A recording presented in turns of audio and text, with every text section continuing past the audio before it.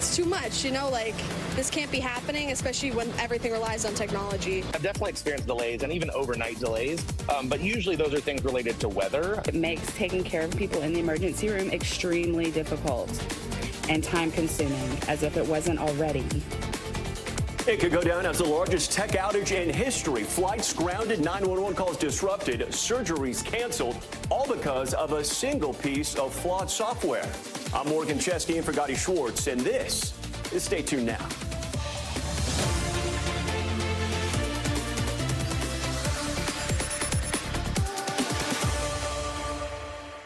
This global IT meltdown impacted all Microsoft cloud services this morning. And while some systems are back up and running, the ripple effects absolutely still being felt tonight. This is what you likely saw if you booted up your computer today. That telltale blue screen of death also popping up at airports, businesses, even large digital ads like you see here right in the middle of New York City. And that's what led to absolute chaos across different industries. 911 services disrupted. Medical appointments or procedures delayed or even canceled. Banks and businesses knocked offline, unable to function properly, and thousands of flights and trains delayed or canceled. Check out this long line of stranded travelers at airports all around the world. So the big question tonight, how the heck we get here? Believe it or not, it all stems from a botched software update from cybersecurity firm called CrowdStrike. And braving that chaos just a few miles away at LAX, NBC News correspondent Dana Griffin joins us now. Dana, you're usually the one catching a plane for the story. Thank goodness it wasn't today. We know the situation was absolutely brutal this morning. Where do things stand tonight? Well, Morgan, we just got an update from one of the airport police officers who says he's kind of just going around to warn everyone that things could get intense once again, because he says United is anticipating about 12,000 people showing up to try to catch flights. And he looked on the board upstairs because we still have the blue screen of death behind us. He says out of like the 70-plus flights there, only about 5 of them are canceled, but that's only the flights that are coming up like now. So that could change, and so you could have more frustrated customers. Behind me, this is the line for people who are just rebooking. It's not as bad as what we saw earlier where the line was outside the door, but you've had people who are missing really important events right now. One woman who's trying to see her boyfriend's performance in Michigan, she flew 16 hours from Melbourne just to be here. She's not going to make it in time. I also spoke to a couple who has a wedding, and they're likely not going to make it as well. But I can say for the most part, everyone is optimistic. Listen to what they told me earlier. We planned it like 3 months ahead. The only mistake we did is we were supposed to go yesterday. We delayed it by a day, and here we are, right? No wedding, but we can at least go for the dinner. Hopefully, yes. Hopefully everything goes well, and we'll at least make it for the dinner reception. And so that is if there are no more delays on any other flights. They're not even leaving out of LAX, Morgan. They are having to go to Burbank, some 45 minutes away, to try to catch a flight. They cannot get out until tomorrow. Morgan? Changing airports right in the middle of rush hour, that absolutely stings. Dana, we didn't know this goes beyond airports, though. What's your reporting showing about the problems that this is causing outside of the airports?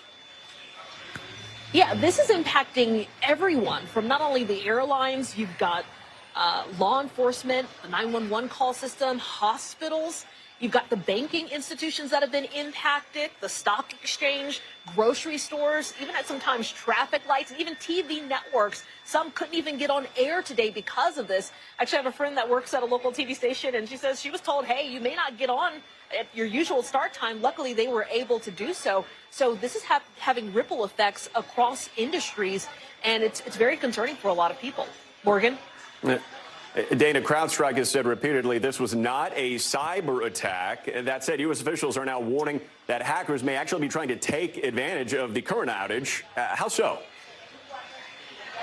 So this is, I guess, sort of the sweet spot for criminals who see that this global IT glitch could make people curious, and, you know, people are likely to send fake emails, malware, phishing emails to try to get people to click on links that will ultimately allow some hacker into their system. And so this is a very vulnerable time. This is a warning from the federal government that is warning employers and employees to be careful and only open emails from trusted sites, because it's easy for someone to send an email. You click on it thinking that it's some sort of notification, and then you've got someone in your system, and then they in turn can hijack your system and then try to get you back online for ransom. We've seen that done with hospitals, with local law enforcement. So it's a very serious situation, and the federal government warning people to be very careful and vigilant. Morgan? Not out of the woods just yet. Fingers crossed for those travelers. Dana Griffin, thank you so much. And to get a little more context here, I want to welcome Kate Conger, a technology reporter with the New York Times. Kate, can you talk to us a little bit more about who CrowdStrike is? A lot of folks hearing their name for the first time today, and how widely used they are. So CrowdStrike is one of the largest cybersecurity firms in the United States. They have customers, maybe 300 or so companies on the Fortune 500 list. They're very widely used and widely respected. They've been called in to investigate very serious attacks like the 2016 hack on the DNC, 2014 hack of Sony Pictures. So they're very widely used and widely regarded for being able to stop serious cyber attacks. Yeah, widely regarded, as you mentioned, and this was a routine update. So how exactly does something like this even happen at this scale? So this is a routine update that should have gone out unnoticed by customers, but something went wrong here, obviously, and CrowdStrike is still investigating exactly what happened.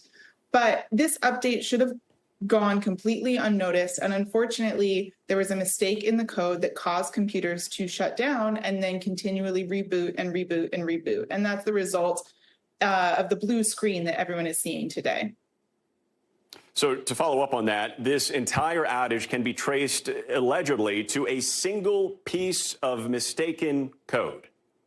That's right. And normally firms like this would test their code before shipping it out, and customers might also test it before installing it on their systems. But so much of this process has become automated in the last few years that something might have been missed in CrowdStrike's testing process. And then once it was sent out to customers, they installed it very quickly without checking and making sure that the code was correct. And so then we see these kind of widespread outages today. So as we see the widespread outage, is this kind of a wake-up call that maybe there's too many industries relying on the same computer software? Could diversification kind of prevent this from happening again? Definitely, although there are very few firms that specialize in this kind of work. And so if customers are looking around at the marketplace trying to figure out who else might be able to provide this service to them, there's not a ton of options out there. And people want to continue to get these cybersecurity updates to protect their systems. And so there's this catch-22 where, if you don't install it, you might be vulnerable. And if you do install it, you might face an outage like this one. Yeah, a catch-22 that's awfully painful for a lot of folks tonight. Kate, thank you so much. Thank you. It is a burning question that will not go away. Will President Biden step down?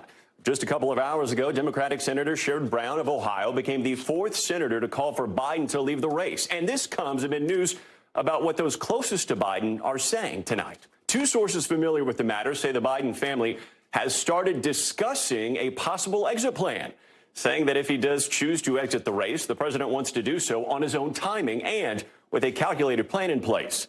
Meanwhile, our sources also say some Democrats are looking into what a victory path for Vice President Kamala Harris would look like come November. NBC News senior White House correspondent Kelly O'Donnell joins us now. Kelly, amid all of the uproar back and forth here, what's the latest that you're hearing tonight? Well, Morgan, this is a very sensitive decision, of course, and it belongs only with the president. He has control of the delegates. He is the candidate. He is the presumptive nominee. At the same time, there seems to be this parallel track where people who are close to him, whether it's family or some of his advisors, are looking at the options. Because if he were to make the decision, and right now he's saying he's in the race, he's staying, he wants to keep going forward. But if he were to decide that it's just not doable, losing support among elected officials, if there are other indications, then they also want to have options for him of how would he do this and what would come next, who would be the candidate. At this point, it is structured in such a way that it would be the vice president. But some of the people who've been calling for him to step aside would like to have an open process. So there are still many questions. Clearly, there is a lot of pressure on the president. His campaign acknowledges that. But as we talk this evening, they are still saying he wants to stay in the race. Morgan? Yeah, and Kelly, speaking of the vice president, what do you know about the call that Vice President Harris had today with Democratic donors? Well, because President Biden is dealing with COVID and he is resting, the campaign and advisors to the president asked the vice president to step in on this donor call and to talk to them about what's coming. And we have talked to sources who were listening to that call. I've also talked to aides who knew what she was planning to say. And her message was that she and the president are going forward. And she focused on Donald Trump and said that his claims for unity at his own convention, she doesn't believe those hold up. So at this point, what she was trying to do is carry the message for the president and to try to get those donors to stay on board, and telling them to tell their friends, as one source said, that they intend to win in November. Morgan? She and the president going forward. Okay, Kelly, and we know you're in Delaware because that's where President Biden is currently recovering after this latest COVID diagnosis. Big question. How is he feeling tonight? Well, his doctor released another letter saying that the symptoms are mild, but he's still hoarse. He's taking the drug Paxlovid, which should help to move things along. And we expect that the president will rest and recuperate over the weekend. That also does give him privacy with family and an ability to think through some of these big issues. Morgan? Yeah, big an understatement there. Kelly O'Donnell from Delaware. Kelly, thanks so much. And in contrast, Republicans seemed as united as ever behind former President Trump and his new running mate, Ohio Senator J.D. Vance, at their convention this week. It came to an end last night, with the former president speaking publicly for the first time since the attempt on his life. If I had not moved my head at that very last instant, the assassin's bullet would have perfectly hit its mark. We had that horrible, horrible result that we'll never let happen again. The election result, we're never going to let that happen again. They use COVID to cheat. No hope or dream we have for America can succeed unless we stop the illegal immigrant invasion. Tonight, America, this is my vow. I will not let these killers and criminals into our country. If you took the 10 worst presidents in the history of the United States, think of it, the 10 worst, added them up, they will not have done the damage that Biden has done. NBC News' Yamiche Alcindor has more tonight. Well, hello from Grand Rapids, Michigan. This is a city that's in a swing county, in a swing state. It's a place that you want to come when you want to check the pulse of voters in this wild election. So I watched former President Trump's RNC speech with a number of voters. Take a listen to what they told me. By a show of hands, how many of you thought this speech was too long? Yeah, it was too long. I would say, okay, if it was a normal speech, but this wasn't a normal speech. He almost died. Mm-hmm. And this is the finale of the convention, and you had all these speakers before him and everybody else. And because I think like halfway through, he actually said, well, I could stop now. I could, but then he still had to hit his points. And considering the fact that he almost died. So you think it wasn't too long? It was appropriate for someone who had just survived an assassination attempt, is what you're saying? Yes, yes. Lisa, why do you think this speech was too long? There was a lot of words and not much content. Maybe. I felt like it was just a lot of, honestly, it felt like listening to a fourth grader's essay who had to like meet 1,000 words and was just kind of using fillers and not really like explaining anything or giving any real ideas. So you heard it. Trump supporters really liked the fact that this was a robust speech. One of the supporters said, look, he needed to take all the time that he wanted to take because this was his first speech since the assassination attempt where he almost lost his life. So there was really a lot of sympathy for former President Trump here and really wanting to give him the time to talk about the assassination attempt while also talking about a number of the issues that the Trump supporters really liked, which was the economy, talking about building a wall on the southern border and a number of other issues. But if you were a voter that was sort of skeptical of Donald Trump, this did not change your mind. We had a Nikki Haley voter that said he was undecided going into the speech. He remained undecided going out, said that really he wanted to hear more of a unifying message from former President Trump. Instead, he said it started like that, but then it ended sort of just like the regular campaign speeches that have already turned him off. And then we had a Democratic voter that was, she said, open to voting for a Republican this year because she's sort of reluctantly voting for President Biden. She wants to see him step aside and have another candidate come in. But she said that she's just not going to be able to vote for former President Trump here. Now, it's also interesting, of course, Grand Rapids is a place that we're really keeping our eye on here. And former President Trump is going to be coming to Grand Rapids. It's going to be his first rally since that assassination attempt. So it's going to be very interesting to see what he says. From our understanding, there's going to be increased security. We also understand here that there's going to be sort of restrictions on what people can bring into that rally, and it's going to be indoors. So a space to definitely watch here as we wait to see what is said at that rally. The other thing I should note is that there was supposed to be this call between former President Trump and the president of Ukraine, Volodymyr Zelensky. They were supposed to be talking. It's unclear sort of what exactly they said in that call, but former President Trump has said that he wants to bring the war in Ukraine to an end, but he hasn't given details on how he wants to see that end. Though his running mate, Vance, has said that in 2022 said that he doesn't care what happens in Ukraine. So very telling what his views are there, and definitely a space to continue to watch as we continue to see how the foreign policy platform of former President Trump and Vance comes together. Morgan.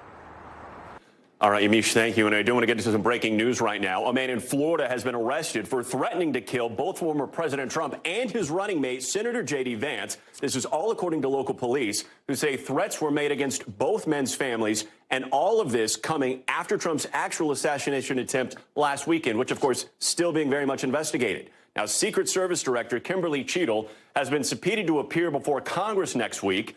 A number of Republicans have also called for her to resign. However, she says she has no plans on doing so.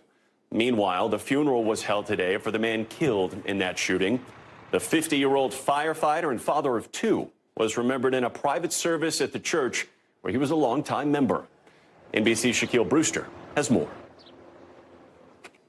Hi there, Morgan. Well, certainly a heavy and emotional day as the family of Corey Comparator gathered to say their final goodbyes. We know that the ceremony and the funeral was private inside the church behind me, but you saw the high honors on full display outside. His casket draped in an American flag. As it left the church, you heard a 21-gun salute. There was a playing of taps, and then there was that processional. You saw dozens upon dozens of fire trucks leaving the area, going through town, passing his home, passing the fire station in which he volunteered, as members of the community came out to show their support.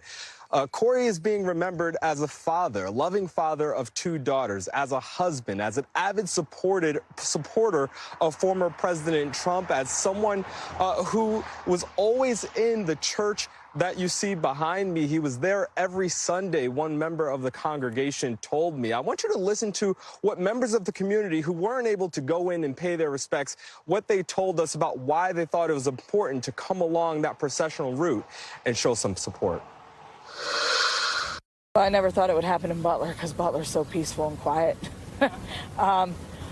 Butler's just a community of people who help each other.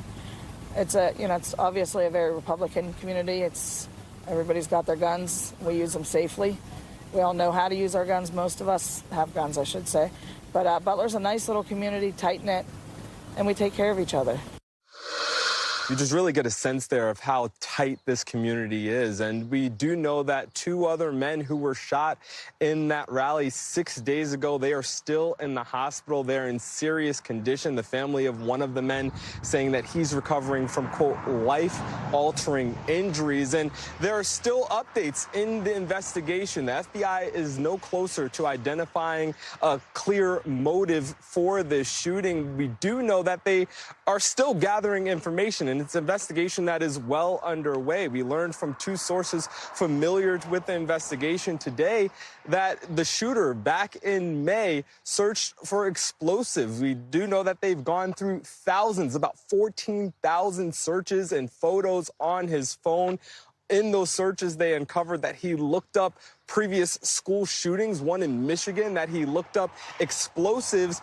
And the most eerie and striking thing is they found a photo of the rally on his phone just moments before those shots were fired. Again, still no sense of why he decided to open fire 6 days ago. Morgan? All right, Shaq, thanks so much. And don't go anywhere. We are just getting started. We have exclusive details on the effort to free Evan Gershkovich. What the U.S. Secretary of State is saying now that a Russian court has handed down the imprisoned journalist's fate. Plus, the troubling active start to California's wildfire season. How climate change is fueling the intensity and the signs that conditions may get even worse. And later this hour, the big stakes of creating tiny chips. Why the U.S. has fallen behind when it comes to making semiconductors. Our Brian Chung takes us inside a program aiming to turn the tide. That's tonight on The Future of Everything. How big is this? Yeah, that metal is about 50 nanometers thick. That is just under 1,000 times thinner than a human hair.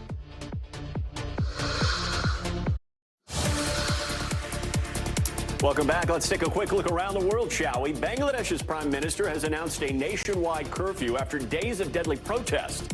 What started as student protest against a government jobs quota has now escalated into violent chaos. You can see local reports say at least a dozen people have been killed. The prime minister has also deployed the military to try and stop the ongoing violence. Adidas is apologizing for including model Bella Hadid in its campaign for a shoe from the 1972 Munich Olympics. Now, you may remember that 11 Israeli athletes were killed that year by a Palestinian group. Hadid's father is Palestinian, and she's been a vocal critic of the Israeli government over the years. Adidas said it would make changes to the campaign, but it is not specifying what those are. Two large oil tankers caught on fire after colliding near Singapore today. Two crew members had to be airlifted to a hospital while others were rescued from life rafts. Singapore is Asia's largest oil trading hub. In this area, one of the world's busiest sea lanes. Neighboring countries have been told to prepare for potential oil spills.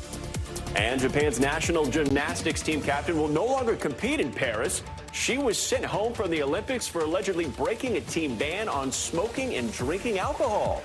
Her personal coach called her actions reckless, but she said she was struggling with the pressure of competing at the Olympic Games. We now go to Russia, where today a judge sentenced Wall Street journalist Evan Gershkovich to 16 years in prison for espionage, a charge both the Journal and the U.S. have rejected. NBC News chief foreign affairs correspondent Andrea Mitchell has exclusive details tonight on the potential next steps. Evan Gershkovich in court today, head shaven, not flashing his characteristic smile, falsely convicted of spying. The judge delivering a brutal 16-year sentence, outraging his employer, the Wall Street Journal. We're disgusted with this verdict. It's outrageous. It's based on false charges. It's based on a sham trial. The Russian court speeding through the final phase of this trial, moving from closing arguments to verdict and sentencing in just 24 hours. At a security conference in Aspen, Colorado today, Secretary of State Tony Blinken saying the U.S. is negotiating for both Evan and Paul Whelan, another American wrongfully convicted of espionage, already serving 5 years. Is there any hope for getting both Evan and Paul Whelan out?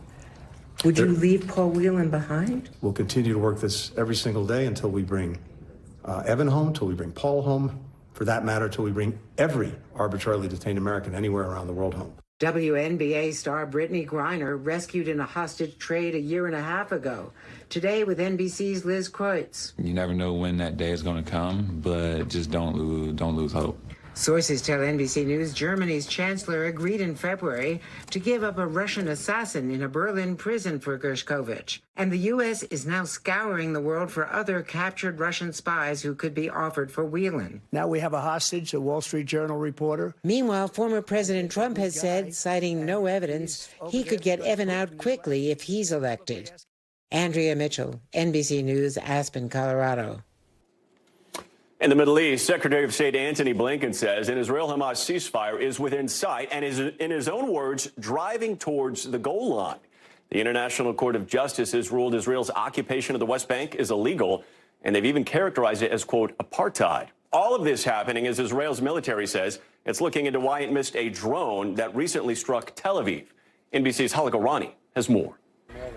People in this part of Tel Aviv woke up to the sound of a big explosion at around 3 o'clock in the morning here, and the Israeli military is saying that a drone attack took place in Tel Aviv, a drone that came from the west that exploded in midair and caused quite a lot of damage to the windows, the doorways, some of the balconies and terraces of the buildings around here. In fact, you can see this is a Thai restaurant, and the front window of this restaurant has been completely shattered, and this is something we're seeing in quite a few of the shops in this area. One person, we understand, was killed. 5 others were injured. They were released from hospital, so not severely wounded.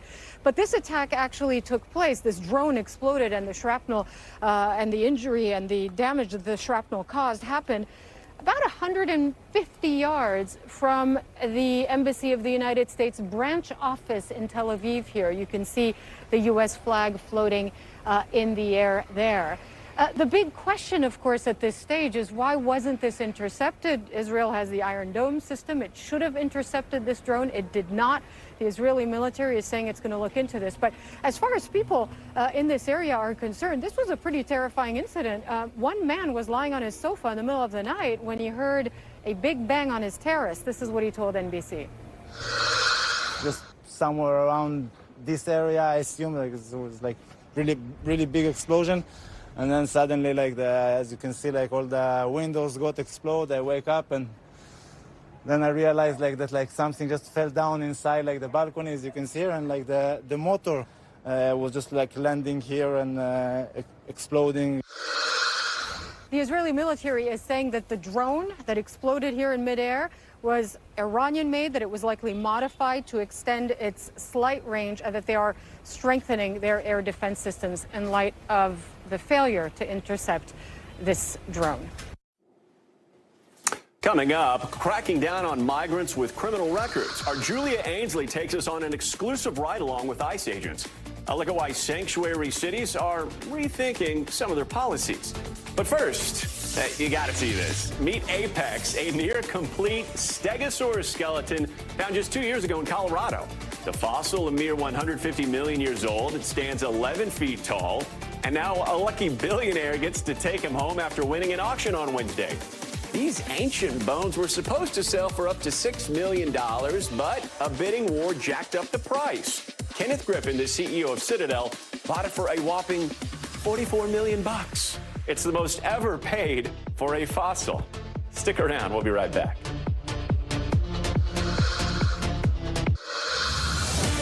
Welcome back. Here's some of the other headlines we are watching tonight. Iowa's 6-week abortion ban is closer to becoming a reality. It could take effect as early as tomorrow. The state Supreme Court originally reversed a temporary block on the law that basically is now paving the way for the ban. Hawaiian Electric and some other companies are reportedly paying more than $4 billion over the Maui wildfires. Bloomberg News reports the proposed agreement comes as multiple agencies now face lawsuits over the fires. Hawaii's governor does tell NBC News that a settlement isn't finalized just yet, while Hawaiian Electric refused to comment, saying the confidential process is ongoing. A federal appeals court is blocking the remainder of President Biden's student debt relief plan. A number of Republican-led states moved to block the ban, and this is happening just as President Biden announced another round of loan forgiveness, this time to the tune of $1.2 billion. Tennessee's drag ban is back. It's being upheld by a U.S. appeals court after a lower court ruled that it was unconstitutional. But just yesterday, the 6th U.S. Circuit Court of Appeals said an initial complaint filed last year by a theater company lacked the legal right to sue. And if you're on the lookout for a doomsday dinner, as we all are these days, Costco has you covered. They're selling a so-called apocalypse bucket. It has 80 entrees, with sides, of course, and 40 drink servings, with an appetizing variety of freeze-dried foods. Massive bucket can be yours for a mere $79.99. Don't worry about eating it either. Costco claims those meals last for up to 25 years. Want to go now to an NBC News exclusive. As calls grow louder for a crackdown at the border, many cities are now working with federal immigration authorities to arrest migrants with criminal records, sometimes far from border states like Texas and Arizona. NBC News Homeland Security correspondent Julia Ainsley joined ICE agents for a first-hand look. It's 6 a.m. in a suburban Maryland parking lot, and we're joining ICE agents as they head out to arrest two migrant men authorities say committed violent crimes in their home countries before crossing the border and settling here, just outside of Washington. Matt Elliston is in charge of the operation. First up this morning is a target who's from Colombia. Taken into custody in broad daylight. So a man has just been arrested and put inside this car from this apartment building. We understand he's wanted for murder in Colombia, information that only became clear to U.S. authorities after he crossed the border. Why didn't Border Patrol know he was convicted when he crossed the border? At that point, the judicial system of Colombia hadn't entered any of that into their system of record. We're now on our way to the second arrest of the day. Nearly a dozen agents part of the operation. The man these officers are now taking into custody is wanted in El Salvador for attempted murder with a machete. NBC News has learned more cities and counties are also rethinking their sanctuary city policies. Last year, ICE was able to make 59% more arrests of those who committed crimes than they made the year before, thanks in part to what ICE says is improved cooperation with local officials. Do you think there's a shift in their thinking now? There is. Baltimore County was, previously not very cooperative. They had released, a few people that we were looking for, and now Baltimore County is working with us. Definitely heard from our community about public safety issues. Earl Stoddard is the top public safety official in progressive Montgomery County, Maryland, where these arrests were made. While not officially a sanctuary county, he says they have increased cooperation too. He says he now gives ICE 48 hours notice before undocumented felons are released after serving time for violent crimes committed here. That makes it easier for ICE to pick them up for possible deportation. What are you trying to prevent? What's the worst case scenario here? Well, obviously, we don't want a situation where we release someone and they go on to commit an even more serious or heinous crime. And so that's the thing that we're always concerned about. While he says he's increased his cooperation with ICE, he says it's a balancing act because he doesn't want the county's large immigrant population to be afraid to report crimes. We need them to be witnesses. We need them to communicate with us. And so we can't be viewed as an agent for immigration enforcement. It's all about resources. PJ Leckleitner is the ICE director. Why do you think those sanctuary cities are starting to come to the table? We've seen some examples of this where some individuals, unfortunately, were encountered by local law enforcement because of the policies put in place. And all of a sudden, you have people being released and reoffending. And we don't want that. With record high border crossings under the Biden administration, ICE caseloads are now way up, with 8 million expected by the end of the year, far outnumbering the number of officers. That's one officer for every 7,000 migrants. Is that enough? No, that's not a good ratio at all. We're chronically under-resourced and need more funding. But I would like more room to breathe, and I would also stop doing more with less. And as for those two men that you saw arrested, we understand that they are still in ICE custody awaiting deportation hearings. All right, Julia, thank you. And just ahead, a big buyer beware. Why what you're getting in some so-called magic mushroom products aren't exactly what you think. We take a closer look at these types of edibles and the potential health concerns coming up next. And welcome back. Here are some of the stories happening out west we're currently following. An Oakland woman is a suspect in an apparent mass murder-suicide in Thailand. The cause of death? Cyanide poisoning. Police say 2 of the dead are Americans, including the suspect. The other 4 victims are Vietnamese. Now, the group was found dead in a hotel, surrounded by a full untouched meal, as you can see, and empty teacups. Autopsy results showed cyanide was found in everyone's blood. Thousands of Disneyland Union employees voting today to authorize a strike. The group held a massive rally at the park gates earlier this week, and the union says they're seeking fair wages and safety improvements. Results are said to be announced tomorrow. And just when you thought L.A. couldn't get any more, well, L.A., Erewhon, the city's star-studded luxury grocery store, is now selling a raw animal smoothie for $19. Ingredients include fermented milk, cow beef organs, dried cow breast milk, honey, fruit, coconut cream, and to top it all off, maple syrup. Erewhon says the ingredients shouldn't be considered raw because they are freeze-dried, then pulverized. I guess health is wealth, or wealth is health. Let me know how it tastes if you try it. Okay, here in Southern California, we're right in the thick of a summer heat wave everyone's feeling, and that means prime conditions for wildfires. And across the state, by mid-July, we're already approaching record territory for the amount of land that has already burned. NBC News climate reporter Chase Kane takes a look at why. For this time of year, California is facing about the same number of wildfires as average, but those fires have burned more than twice as much land. Now, 2020 set the record for the most land burned in a single year in California, 4.5 million acres. But this year is already proving to be even drier and much hotter. California and the West just had a really wet winter. How are we already having such a bad start to wildfire season?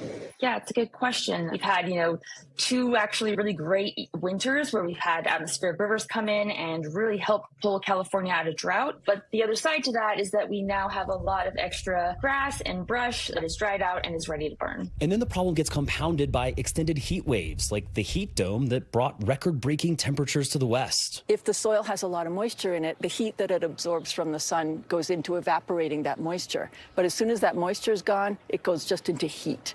And when that soil gets warm, it adds more heat to the air above it, and so it helps build up this heat dome. Analysis from Maxar shows how much drier the soil has gotten in recent weeks, and that compared to the record wildfire season in 2020, much of California has started this summer between 5 and 7 degrees hotter. Looking ahead to 2040, Maxar's climate desk projects that fire weather conditions will be even more extreme because of human-caused climate change. Much of California will face hotter afternoons, warmer nights, and longer stretches without rain. These fire weather conditions are enabling these fires to burn longer, to burn hotter. They're really becoming really difficult to put out. And so it's stressing our already strained resources. When you have fire weather, you can't do things like prescribed burning, at least not safely. So it really kind of gets you from both sides. And this is a concern across the West because the National Interagency Fire Center says they've already used more crews and more firefighters so far this year than at any year in at least the last 6 years. And if that continues into the fall, that's going to put a strain on the resources and the people needed to fight these wildfires.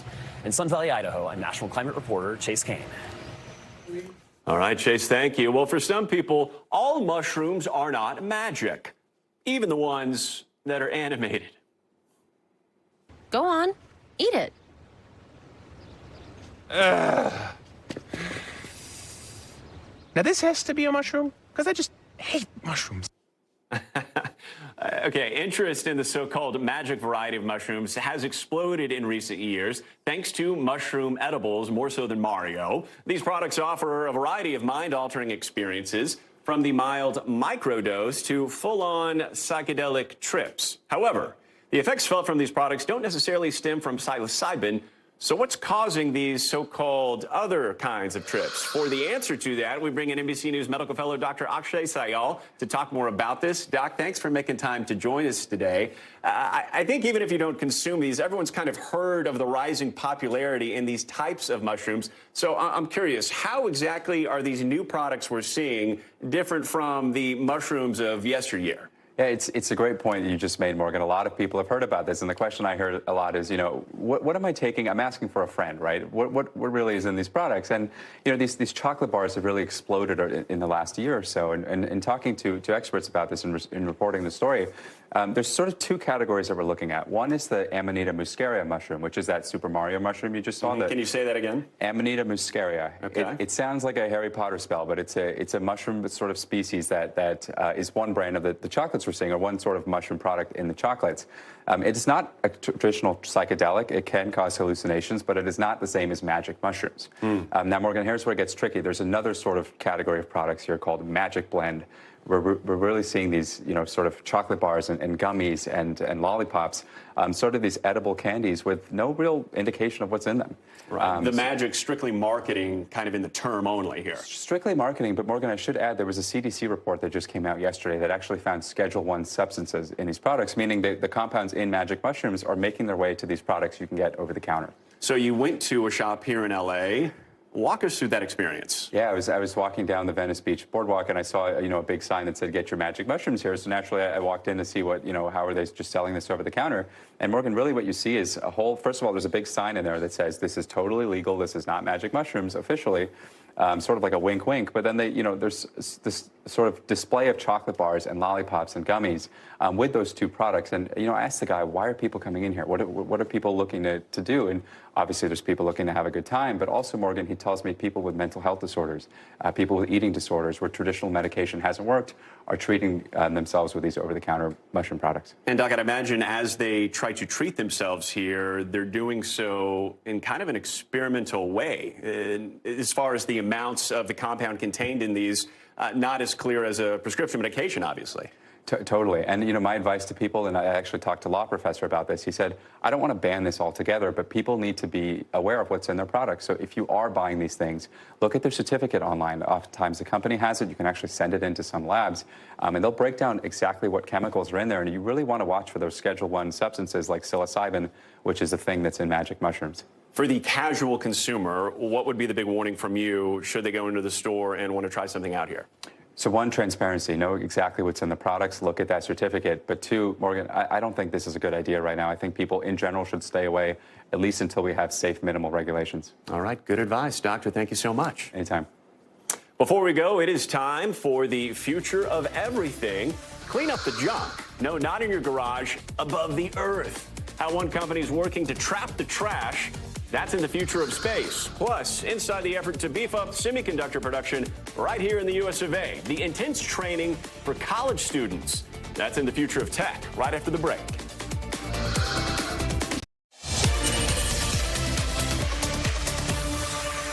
Tonight in the future of everything, think small, very small. We're talking about semiconductors, those tiny chips that power every device we rely on, from smartphones to rockets. But here's the problem. America is falling way behind. While factories in Asia are churning out these chips, the U.S. is struggling to train a workforce that can actually keep up. Now there's a new push in Indiana to create the next generation of chip engineer. NBC News business and data correspondent Brian Chung takes us there. With summer in swing, school's out at Purdue University. But for these students, class is very much in session. And there's a pretty strict uniform in this particular classroom that involves some suiting up. And yes, for visitors too. All right, let's do this. Because these students are working in a real clean room where they're making microchips. This is how you start it and how you stop the actual deposition. Delicately depositing metals onto silicon wafers.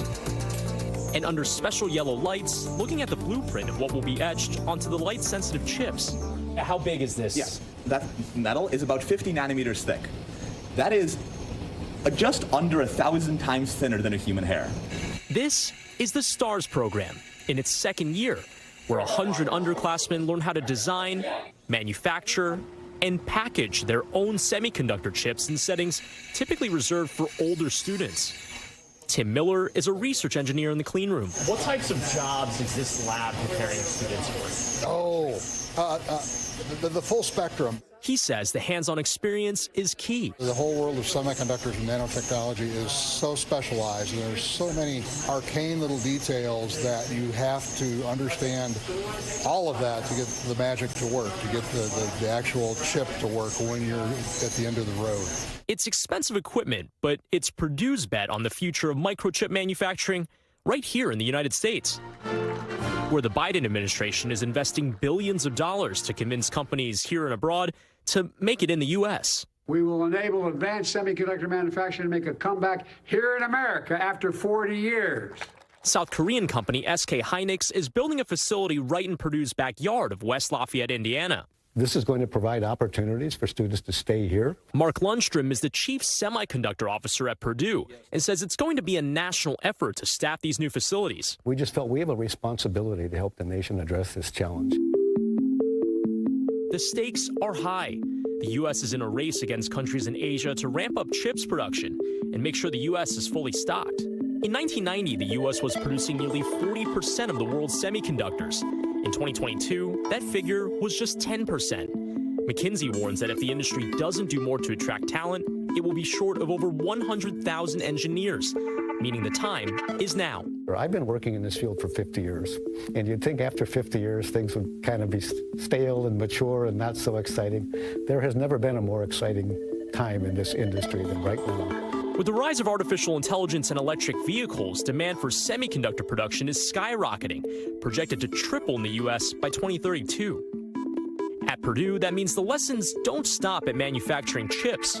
They're building boards, testing them, and you can see it's still flashing, and designing them to help carry out real-life functions like robotics. This is about the speed we want. Or music synthesizers. It cost them a summer, but the students are paid in career prospects. This took a lot of work, but we're really proud of the results. As well as $10,000 each, thanks to grants from industry sponsors. Did you ever think you'd be spending your summer in a place like this? Absolutely not. With Purdue chipping in to the future of semiconductors. Certainly beats my summer internships. Brian Chung joins us now, trading one suit for another.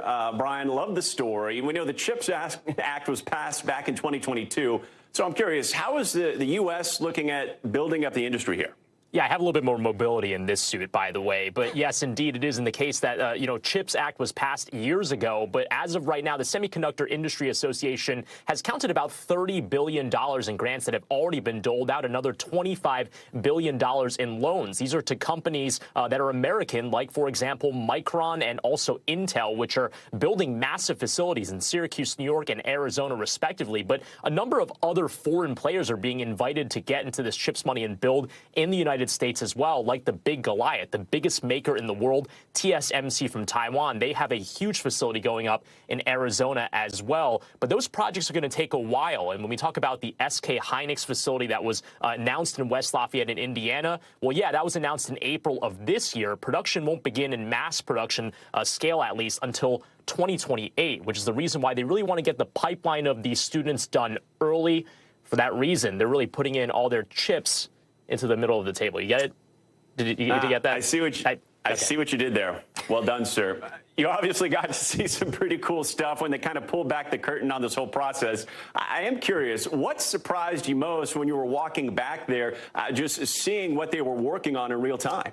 Well, what the really amazing thing about this STARS program is that, again, it's really about early exposure for these underclassmen to this new type of technology. They have had this lab at Purdue for a while, but it was oftentimes upperclassmen and even grad students that were mostly getting time in the lab. So you're talking about 18, 19-year-olds, freshmen and sophomores that are making chips. I mean, Morgan, I don't know about you, but when I was 18 or 19 years, I didn't even know if I wanted to do liberal arts when I was in college. I was basically just trying to have fun. So it was really cool to talk to these kids who were like, oh, I know exactly what I want to do. I want to get into lithography for making chips. I mean, it was mind-blowing. It was also inspiring. I'm like, man, these kids are way smarter than me. You're being modest, but they are definitely ahead of the game, and we loved it, that peek behind the curtain. Brian Chung, thanks so much. You know that arcade claw game where you can try to grab a prize? Well, what if I told you that there's a giant version being worked on as we speak, only the prize is space junk? NBC News International correspondent Josh Letterman shows us how this all works. Space. Vast, infinite, but not as empty as you might think. The Earth's orbit now flooded with man-made trash, threatening space missions, critical satellites, and even life on Earth. One solution, futuristic robots designed to go into space and take out the trash. We got a rare look in Switzerland at the mission named Clear Space One, including this darkroom designed to mimic space. So the main challenge of recognizing objects in space is the illumination conditions. Engineers are training the robot's camera to see the debris it's supposed to catch, even when it's in shadow. One of the hardest parts of the mission is lining up the robot precisely with debris that is flying through space at more than 4 miles per second. The next challenge, building giant robot claws to trap the trash. I'm putting on a special clean suit to make sure we don't contaminate the clean room behind me.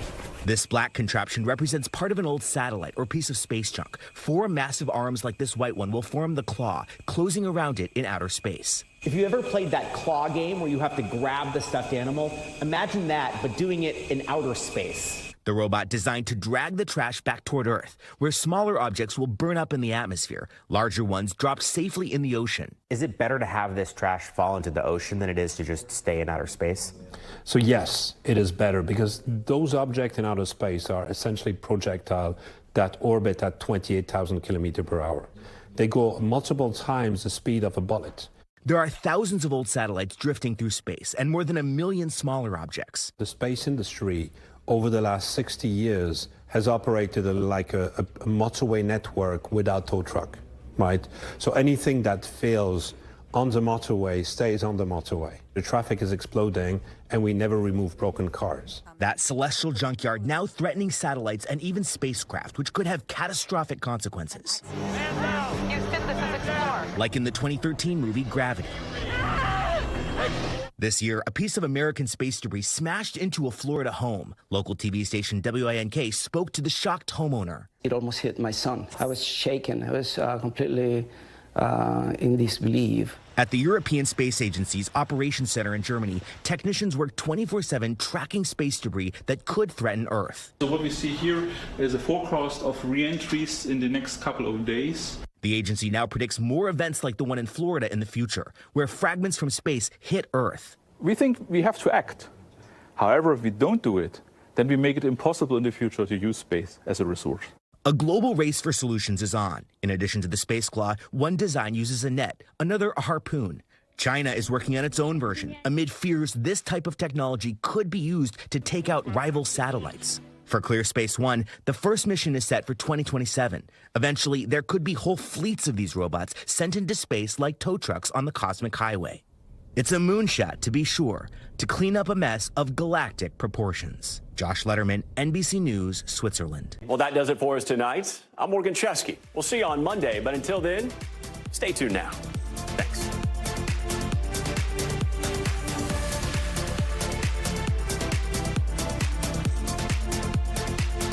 Thanks for watching. Stay updated about breaking news and top stories on the NBC News app or follow us on social media.